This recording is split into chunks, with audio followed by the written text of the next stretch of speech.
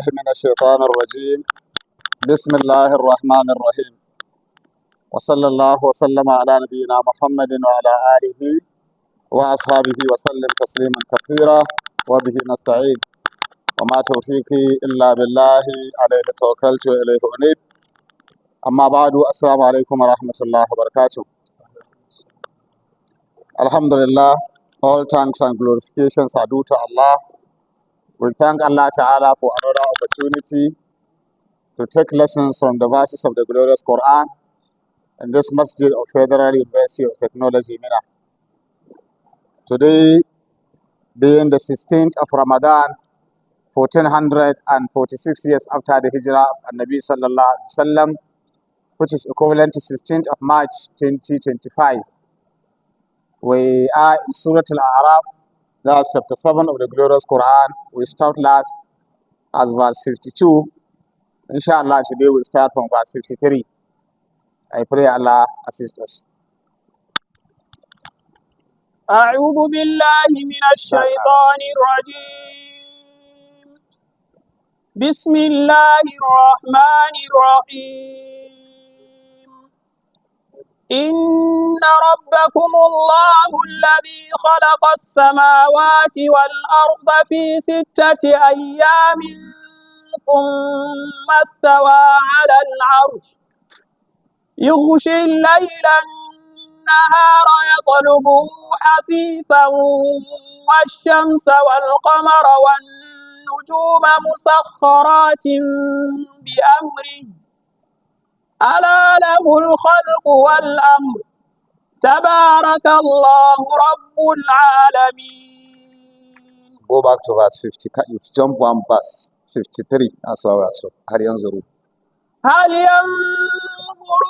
إلا تأويله يوم يأتي تأويله يقول الذين نسوه من قبل قد جاءت رسل ربنا بالحق فهل لنا من شفعاء فيشفعوا لنا أو نرد فنعمل غير الذي كنا نعمل قد خسروا أنفسهم وضل عنهم ما كانوا يفترون.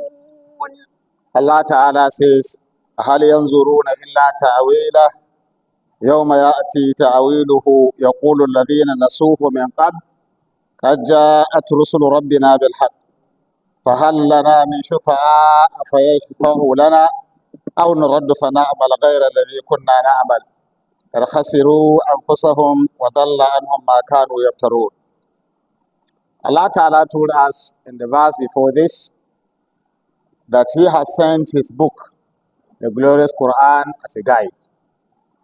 He has sent messengers upon messengers up to the last messenger, Nabiuna Muhammad Sallallahu Alaihi Wasallam. And He has made clear explanation regarding the good and the bad, regarding what will save the human being, and also the path of the devil to avoid. All this Allah have done not to allow any chance for someone to give excuses. And another thing also, Allah has endowed the human being with a sense of reasoning. You can reason, you can put 1 and 2 together to understand this is what you are supposed to do. So what stops you from taking the path of guidance? And what stops that disbeliever that landed into the land of problem or that landed into hellfire?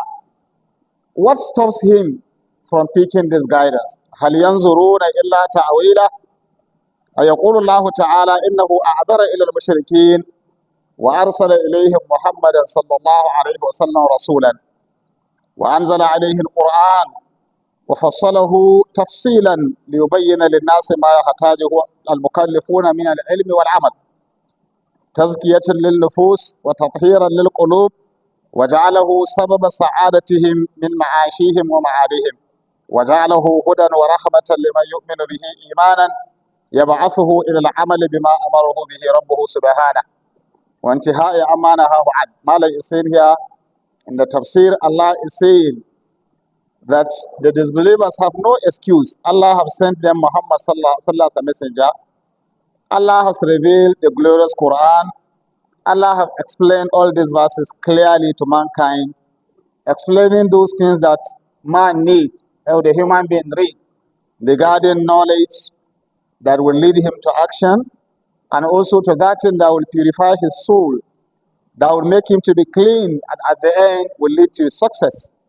Success in this dunya and success in akhirah. And Allah Ta'ala has explained clear path of guidance, that He has sent this book to be a guidance and a mercy to those who believe, so that at the end they will succeed. But then, هَلْ يَنْظُرُونَ, are they waiting? After all this, what are they waiting for?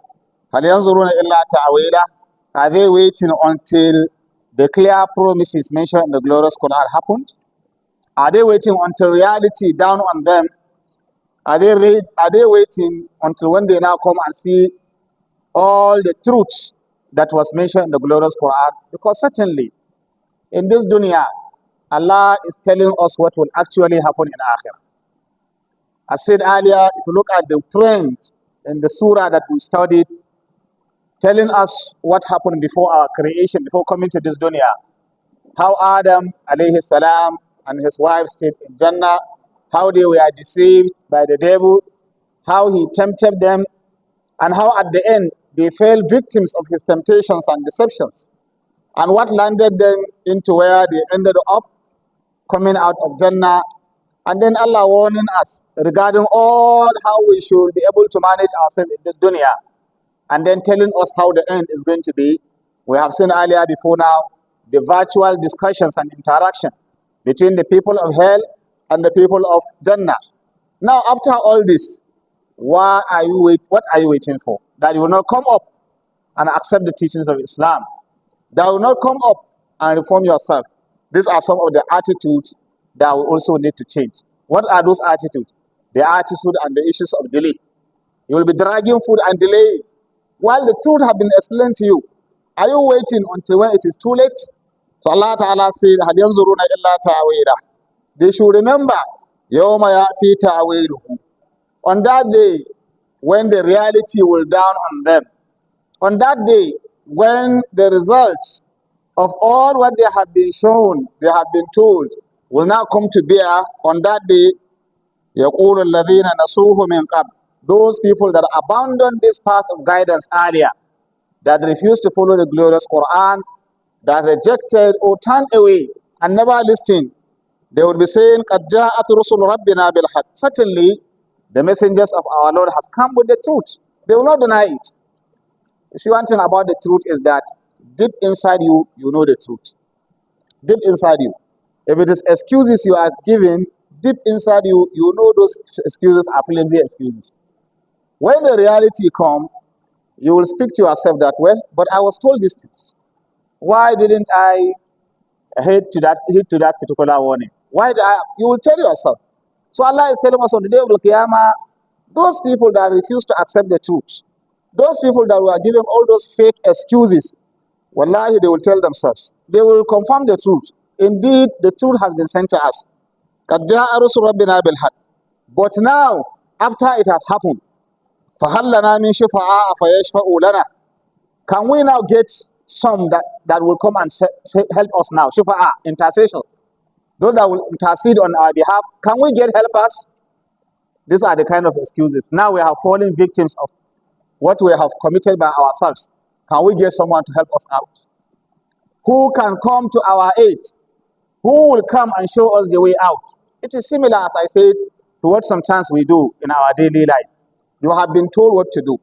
All the means through which you need in order for you to succeed have been explained to you. You have everything clearly, you have no excuse. But then when it finally happened, you begin to be looking for help here and there. You know, this is too late. So Allah Ta'ala is saying, they will say, فَهَلْ لَنَا مِنْ شُفَعَاءَ فَيَشْفَعُوا لَنَا أَوْ نُرَدُّ فَنَعْمَلَ غَيْرَ الَّذِي كُنَّا نَعْمَلُ. Or, if nobody will help us, can we be given second chance? So that we go back and then we correct ourselves. Those things we are unable to do now, we'll do them. You see, these are two excuses that will not be of benefit. It's like a regret that it's too late now. Are you looking for someone to help? You have been helped. Because the best assistance you could get was for this explanation to be given to you. It was given to you. Allah sent messengers, He sent the book, He clearly explained it, and He gave you the intellect, He gave you everything. So who now are you waiting for to come and help you? Then now you are asking for a second chance. Why are you not given enough chance to live in this dunya? Some of you stayed for 10 years, 20 years, 30 years, 40 years, 50 years, 60 years. Enjoying all of Allah Ta'ala, 70 years. Up to now you have not yet risen. And now you want another chance to go back. No, it's not going to be given. So Allah Subhanahu wa Ta'ala said, they now said, أَوْ نُرَدُّ فَنَعْمَلَ غَيْرَ الَّذِي كُنَّا نَعْمَلْ. Or that we should be given second chance so that we'll go back. And then all those things we did before, we promise we'll never do them again. We will change. Allah said, oh, قَدْ خَسِرُوا أَنفُسَهُمْ. These people have lost themselves. These people have lost themselves. The opportunity is given to them. They have lost the opportunity. And they are now condemned. So there is no any excuse for them. قَدْ خَسِرُوا أَنفُسَهُمْ وَضَلَّ عَنْهُمْ مَا كَانُوا يَفْتَرُونَ. All those things they are inventing of lies. All those fake excuses, all those lies are no more around, available. Now it will disappear to them, and reality will dawn on them. And that is why in Islam, and Nabi sallallahu alaihi wasallam always used to tell us, be quick in responding to this guidance. If you are asked to do something, don't delay. Badiru bil a'mali sab'an. There is a hadith. Rasulullah says, hasten before 7 things will happen. Rush if you are asked to do something. Do not delay. Because before at least 7 things, هل تنتظرون إلا فقرا منسيا?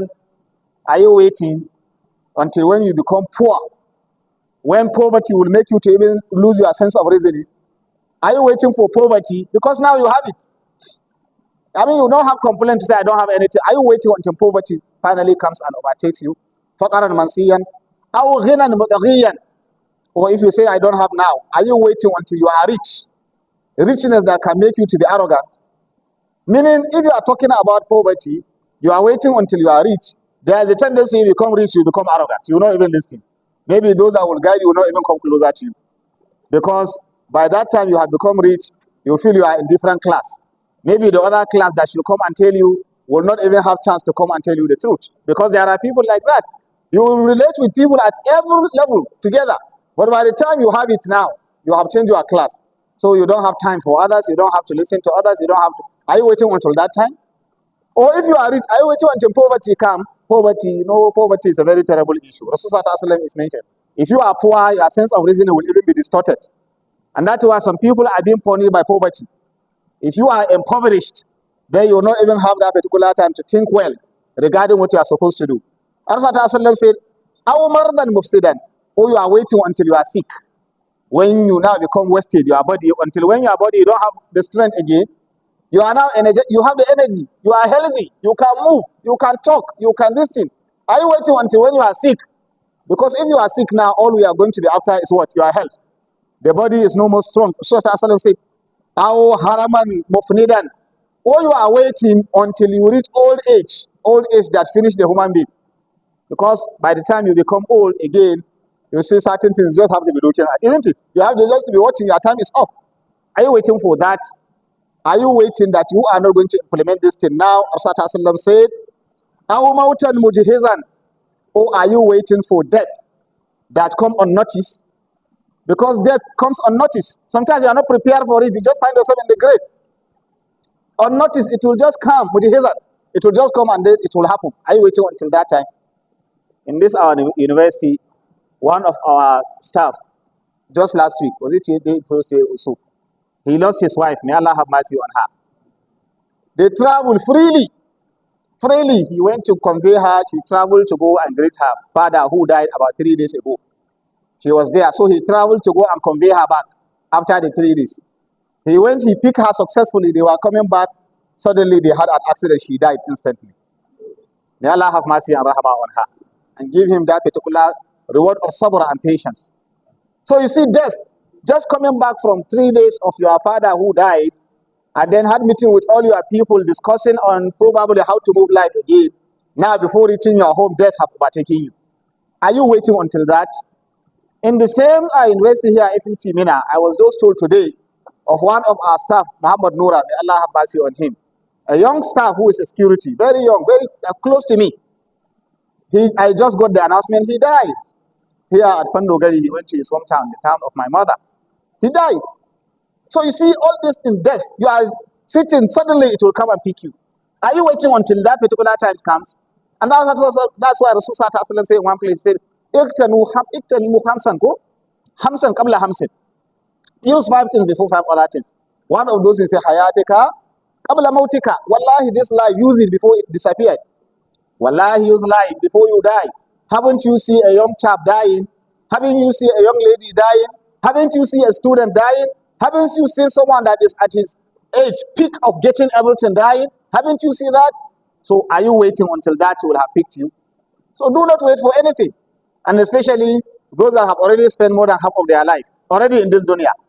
People like my humble self, even if everything goes, everything is balanced, you hardly repeat the number of years you have already spent on the earth. It's already gone, whether you like it or not. Everything, let everything. Well, it's very difficult. Well, maybe some people can live 130 years. I learned in one country, they say when they were reducing taxes from people, there were some people 160 something years ago, or even up to 200 years that it was in America. I was hearing this thing. Trump was saying that, is it tax? What they call that tax? I've forgotten it. So some people up to 200 years, I mean, they are paying tax. They have died, but their name is there. Fake names. So what we are saying here, are you waiting until when it is too late? Until you die? So Sallallahu said, or I will Dajjal, فَشَرُّ غَائِبٍ يُنْتَظَرُ. Or you are waiting until Antichrist, Dajjal came. Because that's the worst thing that people are waiting for. Meaning until everything becomes scattered. Are you waiting when things are still stable now? You are waiting until when everything becomes scattered. And that's why Mr. Tassalim is saying in one of the hadiths, while also encouraging us. He said, you should work hard to do what you are asked to do. Before a time will come, you will see, يصبح الرجل مؤمنا ويمسي كافرا ويمسي مؤمنا ويصبح كافرا يبيع دينه بأرض من الدنيا. A time will come that people will be overtaken by so many things of this dunya. You see someone will wake up in the morning believer, before the evening has become disbeliever. In the evening as a believer, before morning has become a disbeliever. Why? يَبِيعُ دِينَهُ بِعَرْضٍ مِنَ الدُّنْيَا. He will sell his religion because of dunya, because of money. Are you waiting until when people will be worshipping money? When people don't have time for religion, are you waiting? There are communities and societies today that all those things you call as morals, they are not even counting them as morals now. They are immoral, sorry. Immoral things that you are counting, they are no more counting them as something. They are free now. Some societies or communities are promoting lesbianism, homosexualism, all kinds of ism you think. They sort of support it by law. Are you waiting until the society become like that? You are complaining in Nigeria. Things are bad. Things are bad. Things have not taken shape. Our leaders are bad. So I can't do anything. Everything is bad. Are you waiting until the society reach that level? Or you think it will not reach that level if everybody folds his hand? If you are talking about insecurity, things are this, problems are this, our economic situation is this. Are you waiting until when there is going to be chaos in the community? When even the little thing you are control, you cannot control? So what is there is seize any opportunity given to you. Use it well. Stop being a complainer. Stop complaining. Stop giving excuses. Stop pointing accusing fingers to others. Stop throwing blades. What are you going to do? Ask yourself. What can I do with the opportunity Allah has given me? Opportunity of life. Opportunity of ability to talk. Opportunity of ability to move. Opportunity of little resources under my control. Wherever you are, the little resources you are controlling, why can't you use it well? Rasulullah said, or if you are not waiting until the Dajjal himself, are you waiting until when the whole world will come to an end? When the final hour will come to an end, because everything will finish. You and the dunya itself will finish. Fasa'atu adaha wa amar. Because that hour, that last day, will definitely come, and it is going to be very bitter, and it's going to be sharp. It will come and happen. So do not wait. So Allah is telling us about these people invited to come and follow Allah. Come and do the right thing. Are you waiting? What are you waiting for?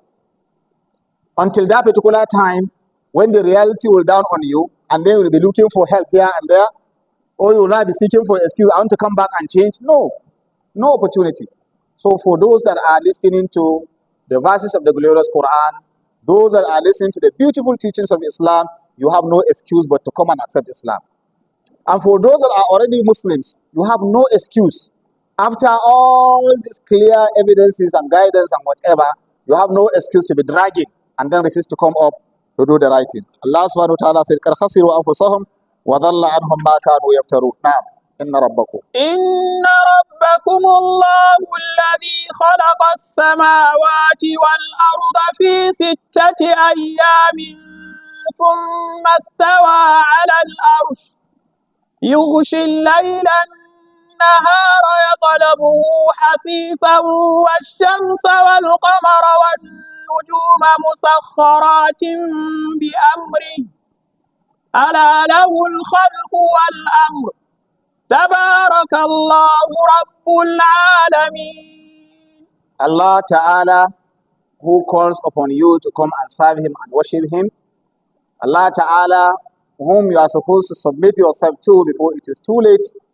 Allah Ta'ala, that the Quran, Islam is inviting you to worship. Who is that Allah? Who is Allah? There are so many things you can look onto that will be enough as evidence to tell you that you indeed have a creator and indeed that creator deserves to be worshipped. There are a lot of ayat, signs. Some you read, some you hear, some you see, some you come in contact with. إن في خلق السماوات والأرض واختلاف الليل والنهار لآيات لأولي الألباب الذين يذكرون الله قياما وقعودا وعلى جنوبهم ويتفكرون في خلق السماوات والأرض ربنا ما خلقت هذا باطلا سبحانك فقنا عذاب النار. The creation of the heavens and the earth, the changes, alternation of the day and the night, the activities happening in the globe. You see so many things happening. These are enough ayat. These are enough to tell you the wonders of Allah. These are enough to guide you to appreciate what you are supposed to do in this dunya. These are enough. And Allah that Islam asks you to come and worship, Allah is now defining or telling us about Himself. Inna rabbakum Allah. Inna rabbakum, that you are Lord, that you are being invited is Allah, alladhi khalaqa as-samawati wal ard. Allah who created the heavens and created the earth. Fi sittati ayamin, in 6 days. Summa stawa ala al-arsh, and established Himself on the arsh. Allah is the one that created virtually everything. This is what Allah is telling you. Everything you see sequentially arranged, everything you see well fixed, everything you see well managed, everything you see in the heavens and the earth is Allah that created that. Oh, have you ever had anyone that claim, I am the owner and the creator? Have you ever had? Have you ever had anybody, however arrogant that person said, that person claimed to be? Have you ever had someone came and said, yes, I am the owner of the heavens and the earth. Yes, I am the one that created. Have you ever had? So Allah said He is the owner. Allah said He is the creator. And Islam said He alone is to worship. Islam said He alone is to be served. And He alone you should submit yourself to. Who created the heavens and the earth? And who created all that is around you that you are enjoying and benefiting? And who also created you? And then created everything in sequence. The issue of creating the earth, creating creation in 6 days, these are to tell you that things are arranged in sequence. Not that Allah Ta'ala needs any time or needs any this thing. No. Allah Ta'ala created things in sequence, one following the other, one after the other, to tell you the importance of order, the importance of putting things in shape. This before this before that. And that's why this issue of taking things based on their priorities is very important. Have you been prioritizing in your life? What is the best and the first priority you have? Then after this, what next? After this, what next? That's what Allah Ta'ala is telling us. Other than that, the creation of Allah is in between kun fayakun. The creation of Allah is arada shay'an an yaqula lahu kun fayakun. It's just be and it is by decree of Allah. But He told us that the creation of the heavens and the earth follow sequence. This after this after this, in order to teach us the importance of doing things in sequence. So He created mustawa ala al-arsh yughshi al-layla an-nahara, that He now covers the day and the night. He covers, make the night to come and cover the day as if it was not there, and He also make the day to come and cover the night as if it is not there. Now we are in the daytime. You see what we are seeing all around. If you come back now in the next 7 hours, it will be a completely different situation. You will see it is night, as if day has never come. And then the same thing in that particular night, if you now wait, after some hours, you will see everything will change. Who is making all this change happening? Who is making all this change happening? You know, change. is one thing that shows the power of Allah also. Change is one thing that shows the greatness of Allah subhanahu wa ta'ala. Because time, as you see, that you cannot control, things happening. As it is being said, you study the relativity of time, isn't it? Time being relative. If you, for example, close your eyes here, if you should probably sleep now, you sleep now, and then after sleeping, all your sense of thinking or whatever disappeared. And then you spend like 5 days sleeping. Then on the 6th day, you wake up when the sun is about setting. Do you get that? What will come to your mind is that you cannot imagine that you have stayed for those 6 days. Because time is related to activities happening. And so you will be seen as if it is just one, or maybe it was, okay, I've just woken up. Just what Allah Ta'ala is telling us about Surah Al-Kahf. In Surah Al-Kahf, Ashab Al-Kahf. When you study the theory of relativity of time, you begin to see that Allah talked about all these things in the glorious Quran. And scholars have done their research on that. Not until later scientists and then became to start bringing us some theories and whatever. So what we are saying here is that Allah created time, He created changes, He created situations, He created circumstance, He created the orderliness, He created everything you see as arranged. He that did that is the one that you are being invited. Come and worship Him. Never associate partner with Him. Never say He begets.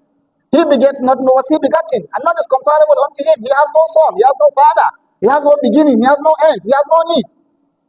He alone is one. Allahu Ahad. Qul huwa Allahu Ahad. Allahu As-Samad. Allah on whom all depends. So if you can think and imagine that do not need anything, do not depend on anything, and everything depend on that, everything need that, then we are telling you that supernatural being, Allah subhanahu wa ta'ala, that you should come and worship. But if you take angels, for example, we said angels have beginning. Angels have certain needs and creation that Allah created them. They were created from light. Why should you worship angels? If you say now, no, you are talking about worshiping righteous servants like Prophet Isa, Jesus Christ, peace and blessings of Allah be upon him. Why should you worship Jesus Christ or ascribe him as partner to God or as son of God or having some features of, a deity? Why should you do that when he was one in the womb of your mother? When he was born like other children were born, while he used to eat, he used to drink, he used to rest, he used to move around, he used to pray, he has need. Why should he have, associate him as partner to Allah? So Muslims say Allah is one. And that Allah that is one is the one on whom all depends. None other. So Allah Ta'ala is the one. Inna rabbakumullah alladhi khalaqa as-samawati wal ard fi sittati ayyam thumma stawa 'ala al-'arsh yughshi al-layla an-nahara yatlubuhu hafifan. He created, you see how the night and the day without break. You just see the night will come and the day will come. You see time just changing, no break. Between 1 hour from the 1 hour to the next hour. Maybe you don't stop. For example, you say, well, between 1 hour, between 1 minute to the next minute, or between 1 second to the next second. Do you get that? Everything is sequentially arranged. So the same thing, the day and the night. يَطْلُبُهُ حَثِيثًا وَالشَّمْسَ وَالْقَمَرَ وَالنُّجُومَ مُسَخَّرَاتٍ بِأَمْرِهِ. You see all other planets that Allah have created. الشَّمْسُ وَالْقَمَرَ وَالنُّجُومَ. You see the sun, that is the one you can see. You see Al-Qamar, the moon you can see. وَالنُّجُومَ, you see the stars, and then you see all the other planets. Who created all these things? When you take the earth itself, where you are occupied, it's one among other planets. When you take the earth, it's one among other planets. You take where you are living, the surface of the land itself. Experts have calculated the ratio of land to sea. Sea is much more than even the land you are staying in. And then if you take the land you are occupied as human being, take your own continent, take your country, take your town, take your own home, and take your own bed, take at where you are sitting, and then you are arrogant. Allah created all these things. You begin to search and look at the creation of Allah subhanahu wa ta'ala. You look at all these things, you cannot even imagine their size. Their size beyond calculation to infinity. Who created this? Allah subhanahu wa ta'ala. So Allah ta'ala that created this, that created all these galaxies, thousands and millions and billions and uncountable infinite creation. Who created? Allah. And He is the one you should come and serve. الذي خلق السماوات والأرض في 6 أيام ثم استوى على العرش يغشي الليل النهار يطلبه حثيثا والشمس والقمر والنجوم مسخرات بأمره. All this creation that He created, the heavens, the earth, the planets, the movement, all this in musakharatin bi amri. They move, they operate, with the instruction of Allah Ta'ala. It is by the decree of Allah Ta'ala. It's by the instructions of Allah Ta'ala. If Allah so decreed that this thing should stop, they will stop instantly. It's by the decree of Allah Ta'ala things are moving. Imagine even the breathing in and out you are doing that is making you to survive. Breathing in and out, breathing in and out. If Allah decreed, you breathe in and that stop. That's all. You don't have control over all these things. Come and serve Allah who have power over these things. Musakharatin bi amri. And that is why Allah Ta'ala says, Allah, listen. Allah, listen. After all this information, listen. Lahul khalqu wal amr. Creation belongs to Him, and directives regarding how the creation should live belongs to Him. He owns the creation, and He also you should submit to Him regarding His directives. Lahul khalqu wal amr. Tabarakallahu Rabbul Alameen. Tabarakallah. Glory be to Allah. Free is Allah from all defects. Allah is great. Rabbul Alameen. He is the Rabb, meaning the owner, the controller, the creator, the one who owns. Rabbul Alameen, the entire alam. Scholar says, Al-alam kullu ma siwa Allah. When you talk about alam, anything other than Allah is part of alam. Alamul jinn, alamul ins, hayawanat. Everything is alam, part of alam. Kullu ma siwa Allah, min al-alam, Allahu Rabbul Alameen. Anything other than Allah falls within the alam. And Allah is the Rabb of the alam. Is the one who owns, is the one who directs, is the one who gives directive, is the one that initiated without consulting anyone. So come and serve Him and none other than Him subhanahu wa ta'ala. So you see, if you see the trend, how Allah is guiding us, how the Quran is now taking us gradually to move towards realizing the essence of our existence, realizing the meaning of life, that if you do not pass through all these beautiful Quranic teachings, you might not even understand and appreciate the meaning of life. Some will think life is all about enjoying, dictating people to do this, giving command, and this and that. What happened after death? What happened? Do you mean Allah will just create everything just like that? Or you say that no, scholars, Muslims will say, you have not created this for joke. So you mean it is batil? Allah just created this like that? أَمْ خُلِقُوا مِنْ غَيْرِ شَيْءٍ أَمْ هُمُ الْخَالِقُونَ خَلَقُوا السَّمَاوَاتِ وَالْأَرْضِ. Allah said, were they created for nothing? Did you just drop? You just maneuver, you drop? Or you created yourself? You just found yourself created by the Creator Allah, and He is the one that said, come and serve Him. And said, this is how you should live your life. So, Tabarakallahu Rabbul Alameen. If you now join this, because we are finishing from one part now of the discussion. Allah subhanahu wa ta'ala said now, ادعوا ربكم تضرعا وخفيا إنه لا يحب المعتدين. ادعوا ربكم تضرعا وخفيا إنه لا يحب المعتدين. ادعوا ربكم أي يرشد الله تعالى عباده إلى دعائه بتضرع وبصورة خفية.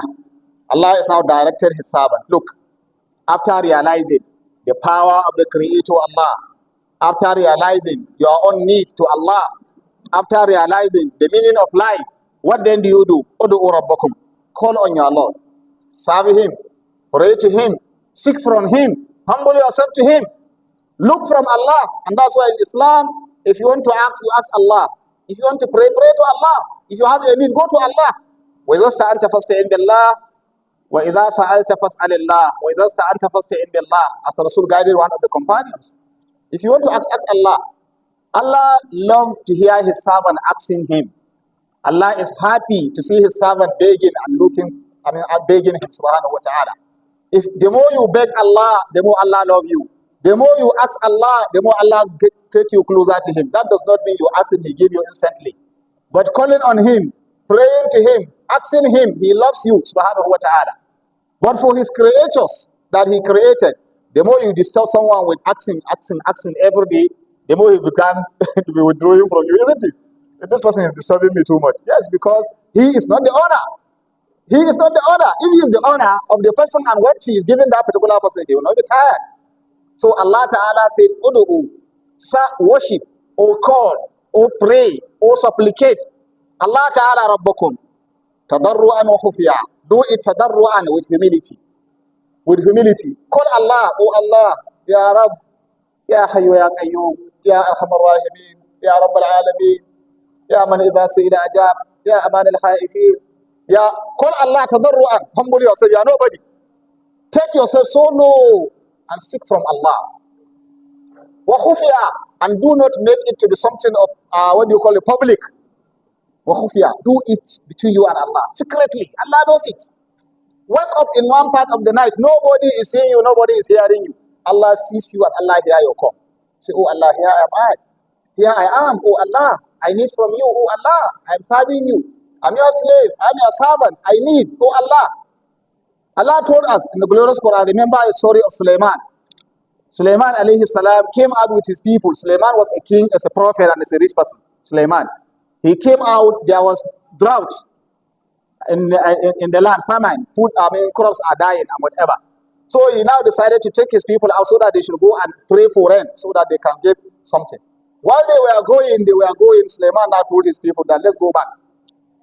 Allah has answered our prayer by the least among us, whom we didn't even know. And who was that least? It was a termite that was on the ground, that it fell behind its existence, so it takes all its own limbs.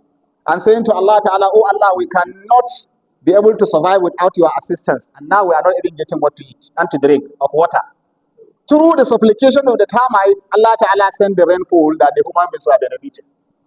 Among them, Sulaiman was part of this, other great human beings, and these were part of them. But the supplication of one creature, as tiny as a termite, that people don't even see, because of that, Allah answered that particular supplication prayer, and Sulaiman said, let's go back home. Our prayer has been answered.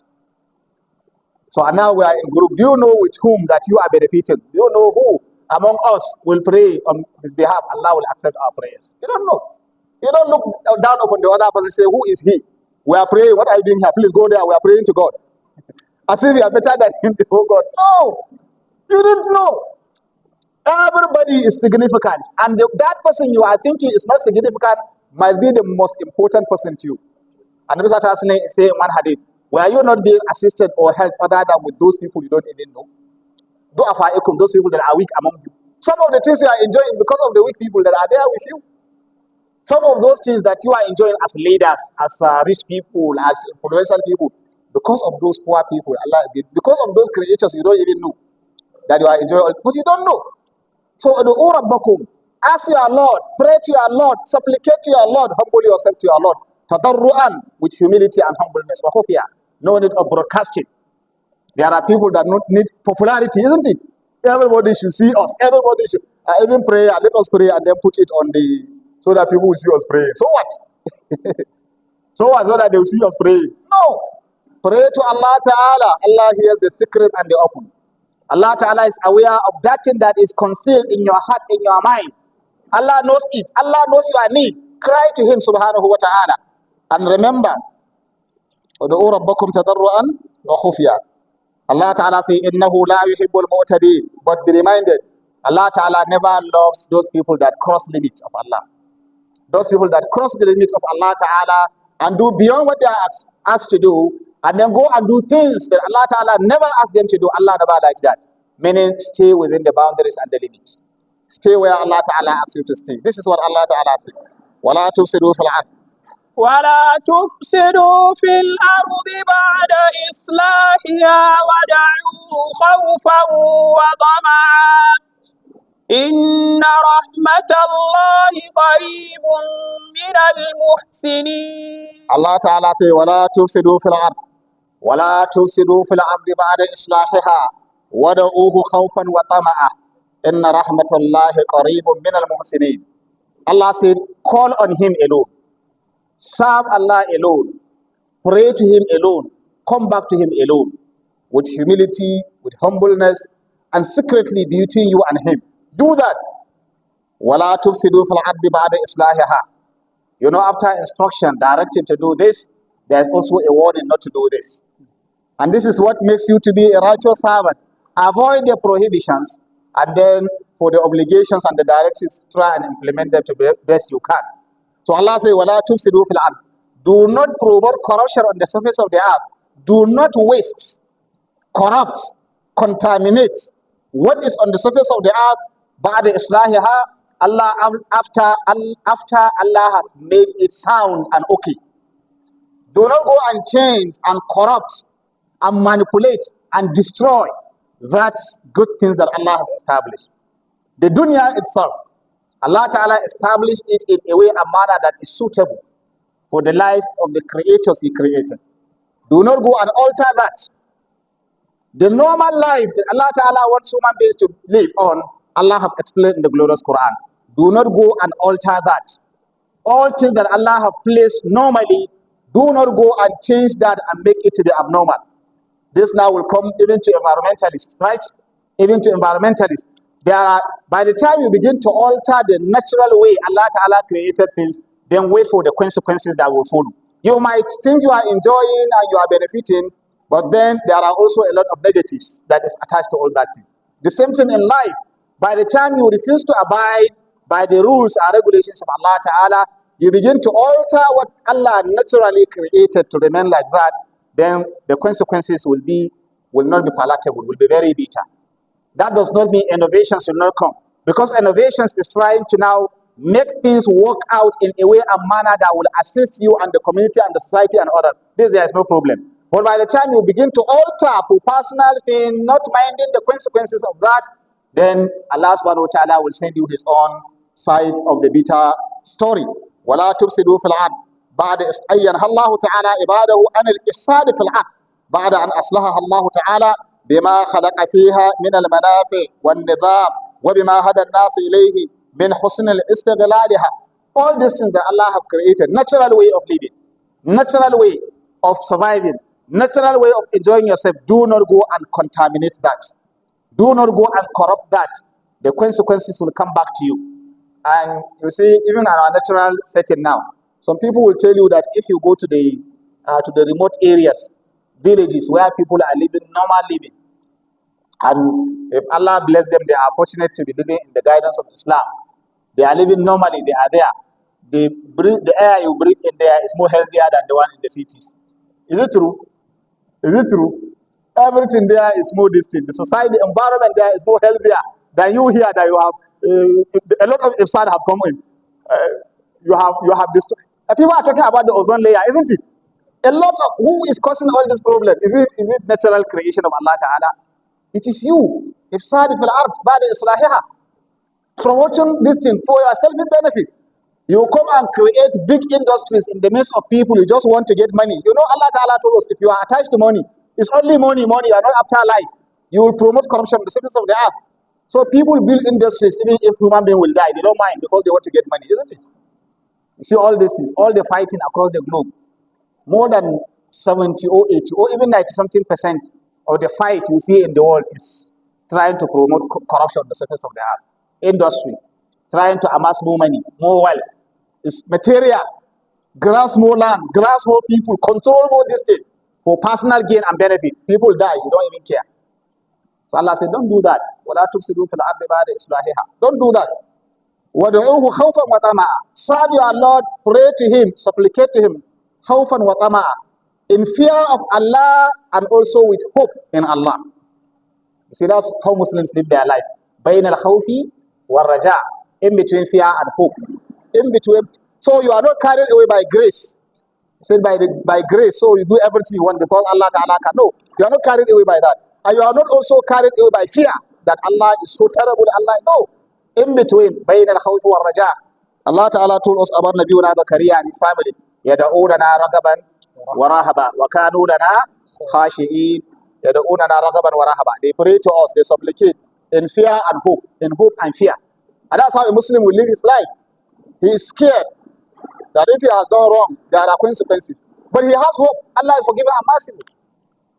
So Allah Ta'ala said, وَدُعُوهُ خَوْفًا وَطَمَعًا. Remember, إِنَّ رَحْمَةَ اللَّهِ قَرِيبٌ مِنَ الْمُحْسِنِينَ. The rahmah of Allah is not far.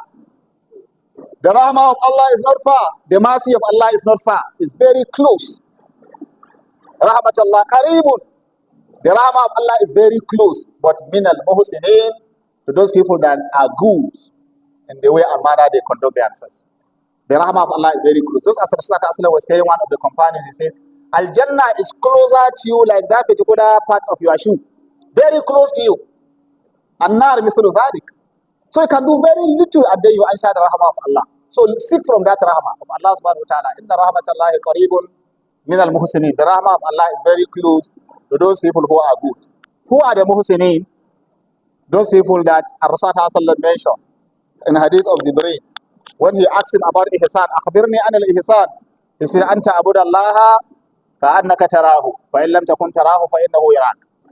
The highest peak of people, people that have reached the highest grade, are those that they serve Allah not looking at people.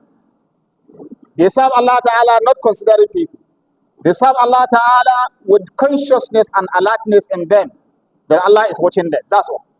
What they are doing it as if they are in presence of Allah. So they are very much conscious and alert at every moment of their life. So this kind of people, rahmatullahi qareebun min al-muhsinin. The rahmah of Allah is very close to this kind of people. Meaning walk so that you reach that particular level. And then by the time you supplicate to Allah, you pray to Allah, Allah answers your prayer, answers your supplication, responds to your call, and is always there for you. So what remains is for you to be what Allah Ta'ala wants you to be. By the time you become like that, then be rest assured that the rahmah of Allah is very close to you. Inshallah, we're going to stop here. We have studied today also issues related to attitudinal change. Let's change. And the first that we started when Allah Ta'ala said, Hal yanzurun, isn't it? Are they waiting? Allah have explained everything. Allah sent messengers. He sent books. He sent explanation. Are they waiting until when the result of all this thing happen? Are they waiting? And then Allah Ta'ala mentioned, when it finally happened, it is too late. Are you waiting until when they will be saying, oh Allah, can we get someone to intercede for us? Oh Allah, can you give us a second chance? Are you waiting for that time? That's the first ayah we studied today. Don't wait. If you are asked to do something and you realize it's right, do the right thing. Do not wait. As Rasulullah said, are you waiting for those 7 things we mentioned? If you are waiting, it may be too late. Like death, you wouldn't know how it comes. Unprepared. I just told you the story of our staff that lost his wife. May Allah have mercy on her. Unprepared. I told you the story. I told you the story of one of our security now. Also, Muhammad Noura, I just had he died. Unprepared, youth, energetic. So are you waiting until when Mautan, Mujahizan, that just come on notice? Or you are waiting until you are poor? You have it now, you are saying that, I don't have much. Are you waiting until when you will not even have it? When at the end you now realize, oh, I don't even have it now. Or if you don't have it, you say, I'm waiting until I have it, until I get. Are you waiting until when you are rich, you become arrogant, that people will not even come closer to you? So do not wait. Any opportunity you have, use it. Allah have reason for creating you in that opportunity and that situation and that circumstance. In Nigeria, as Muslims, let's stop complaining and accusing others. Let's pick up our responsibilities. Do our bit. Seek for Allah's help and assistance. Whatever any other person will do, let him do what he will do, but let's do what we are supposed to do. And see what Allah will do for us. Let's do what we are supposed to do and be guided with what we are supposed to be guided with. Attach ourselves with Allah, take our responsibility with seriousness it deserves, and then pick this guidance from Allah Ta'ala. And then whoever wants to do anything, let him do and see what Allah will do for us. But by the time you fold your hand, you are always complaining. They are the ones that cause this. They are this. Yes, they are. You know, because I am this. Yes, because I am this. That is why they are this. That will not change anything. Will not change anything. But by the time you pick up that, yes, this is a challenge before me, I will put my trust in Allah and I will begin to do something.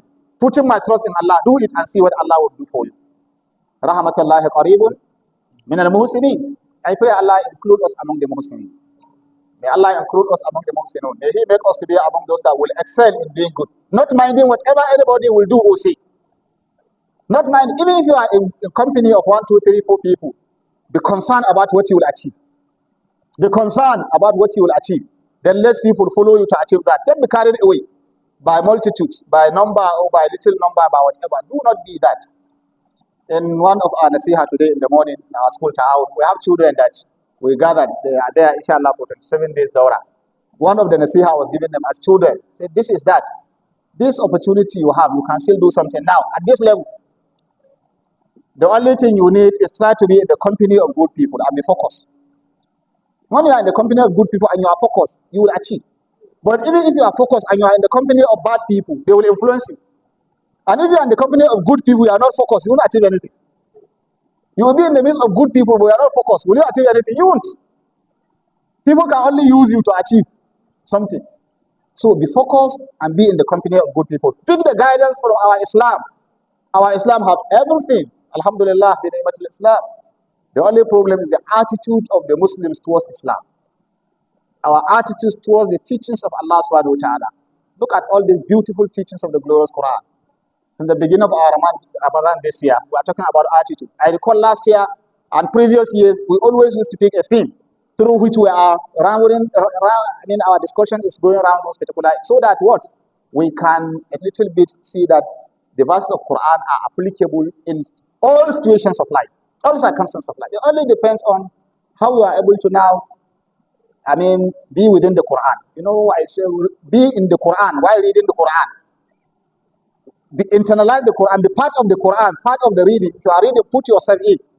Put yourself in. Not such person that you are reading Quran, you hear Allah Ta'ala accuse liars, you say, hey, like those people. Allah talk about good people, you say, hey, like our group. No, the Quran is talking to you. In terms of bad things, do not imbibe that. Good things, try to emulate it. Astaghfirullah. I pray Allah Ta'ala guide us to straight path. Someone said, Assalamu alaikum. Do this issue, Assalam. It's good you say Assalamu alaikum. He said, do one need to perform ablution anytime when to read Quran? Then number two, in the course of reading the Quran, you felt, do I need, what? Or your ablution broke, do I need to perform another ablution and continue my reading? Ablution before reciting the glorious Quran is a highly recommended act. Highly recommended act. And it makes you closer to the Quran itself. It makes your spiritual preparedness to be part of the Quran more in order by the time you perform ablution. Ablution is spiritual cleanness. By the time you spiritually clean yourself, then you now go into conversation with Allah subhanahu wa ta'ala with that cleanness.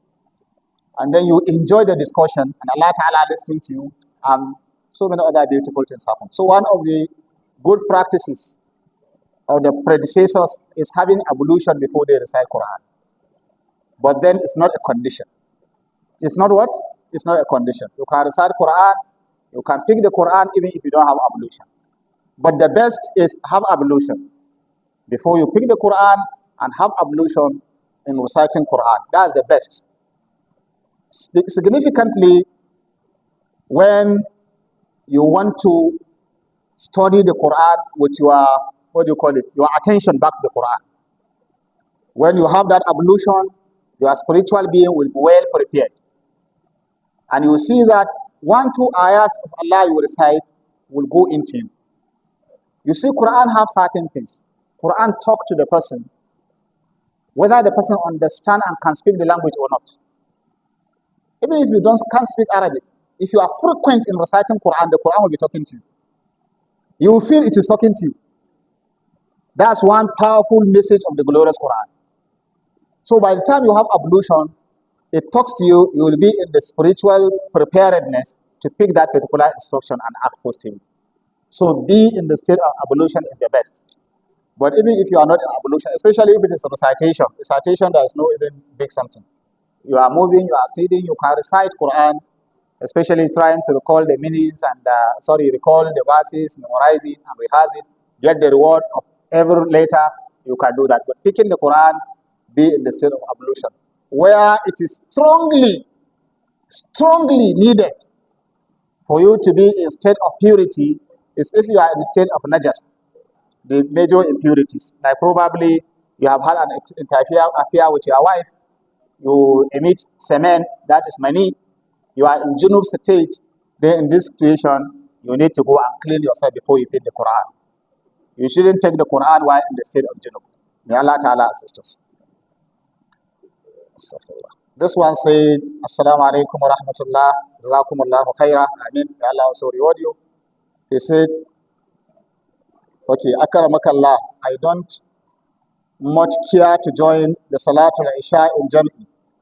as I feel I can join the Tarawih and add 2 rak'ah in Jam'i. Hope no problem in Islam.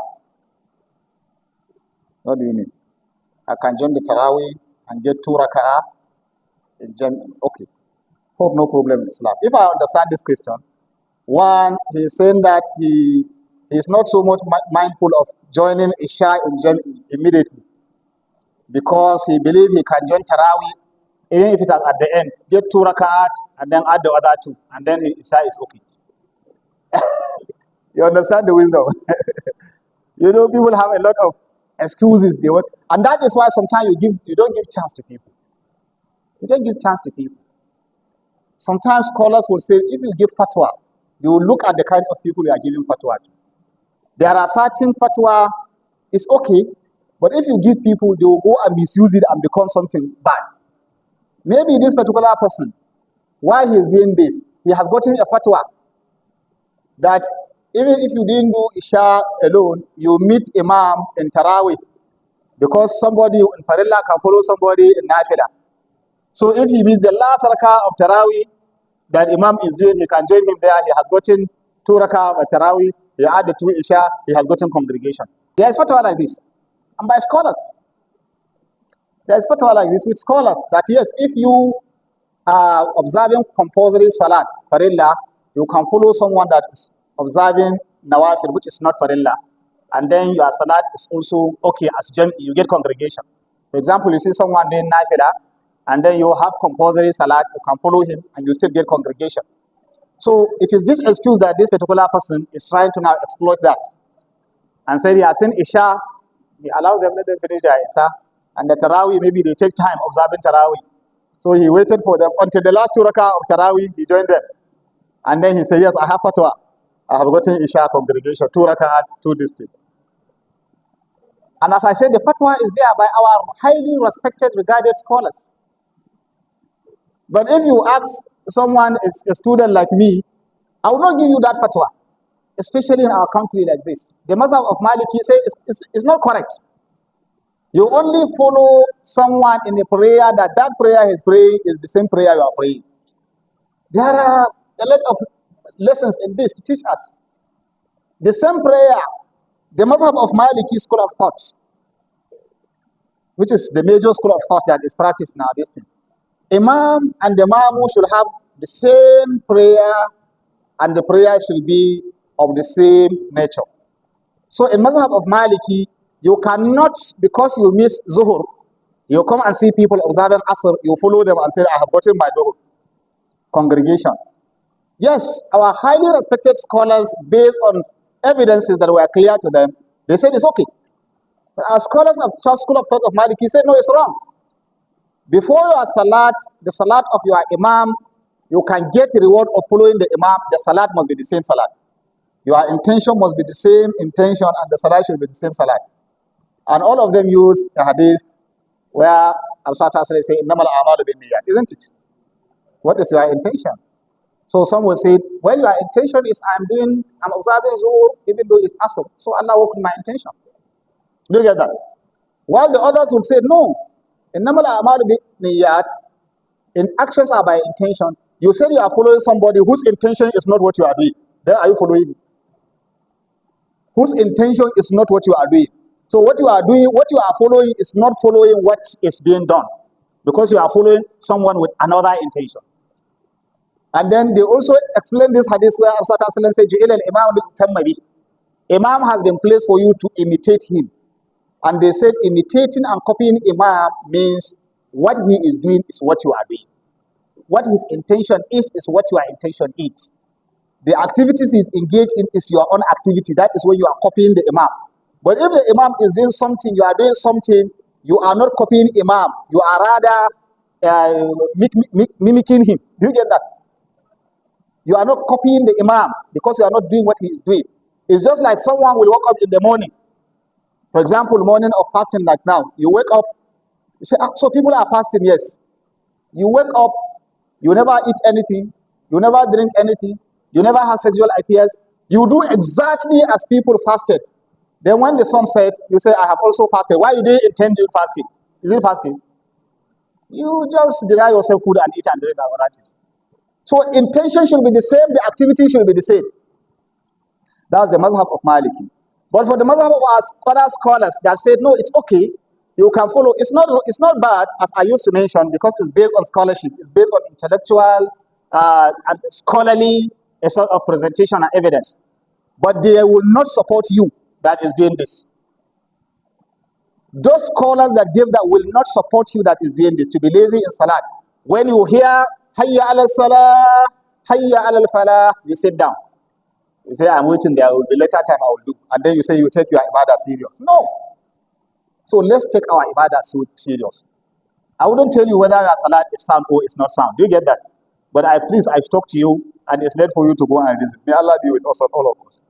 Sorry, some question I don't answer them. That's what some people used to say. But I make comment. You can go and think deep over all these things. We take certain things for granted. I was citing one example, I think some years back here, regarding the differences of opinion of scholars regarding interpreting text. That there are certain situations and circumstances that if you look at the people, you see that certain opinion fits these particular people, they move. Someone will come and say, this is what I do. A scholar says, if you do that, you have committed wrong. And then another person will say, okay, it's okay, go. Because their circumstances and the kind of people they are differs. Our situation like this, sometimes we take ibadah with no seriousness. Imagine somebody, like in this hot season now, somebody who will go and be in sport, maybe participating in game, football. And then he'll get exhausted, tired. And then because of the heat, he becomes very thirsty. Then just coming back passing, he now saw water, he drink the water. Say, are you not fasting? Oh, I forgot it. Say, okay, but there's a hadith, if you forget and drink water, no problem, let me continue. He now rely on that hadith and then he continue with his fasting. Then after 2 days, 3 days, he now come back, he continue with his game. Then he came back to the masjid and then something happened again. Say, I remind, he said, okay, I'm sorry, I remember that hadith. What will you tell this person? I mean, there are certain situations and circumstances that some people's attention need to be drawn. That look, even if there's provision for you to do this, and that, these are certain conditions that you need to fulfill. I'm being shown time, so inshallah, I'll stop here. The second question, will respond to it, inshallah, if Allah spared my life. Whatever I say which is right and correct, may Allah reward me and you, and assist us to implement the best out of it. And whatever I say which is wrong, may Allah forgive me and you, and guide us to get the correct guidance for us to implement. May Allah subhanahu wa ta'ala accept our fasting, our supplications, our prayers. May Allah subhanahu wa ta'ala bless us and bless our ummah.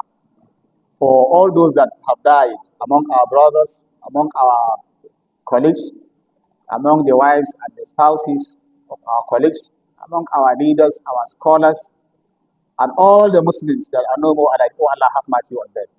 Allah have mercy on them. Allah have mercy and rahmah on them. If it is our time, oh Allah, accept us as Muslims and have mercy and rahmah on us. We pray Allah subhanahu wa ta'ala bless our life, bless our endeavors, bless our families, bless our activities. May Allah subhanahu wa ta'ala continue to keep us on the path of guidance. May Allah protect us against the evils we know and the evils we do not even know. May Allah grant us the best of our needs. And may Allah subhanahu wa ta'ala give us the opportunity to appreciate and thank us His favors on us. اللهم ربنا اتنا من لدنك رحمة وهيئ لنا من امرنا رشدا اللهم صل على محمد وآل محمد كما صليت على ابراهيم وآل ابراهيم انك حميد مجيد اللهم ربنا تقبل منا انك انت السميع العليم سبحانك اللهم وبحمدك نشهد ان لا اله الا انت نستغفرك ونتوب اليك سبحان ربك رب العزة عما يصفون سلام على المرسلين والحمد لله رب العالمين.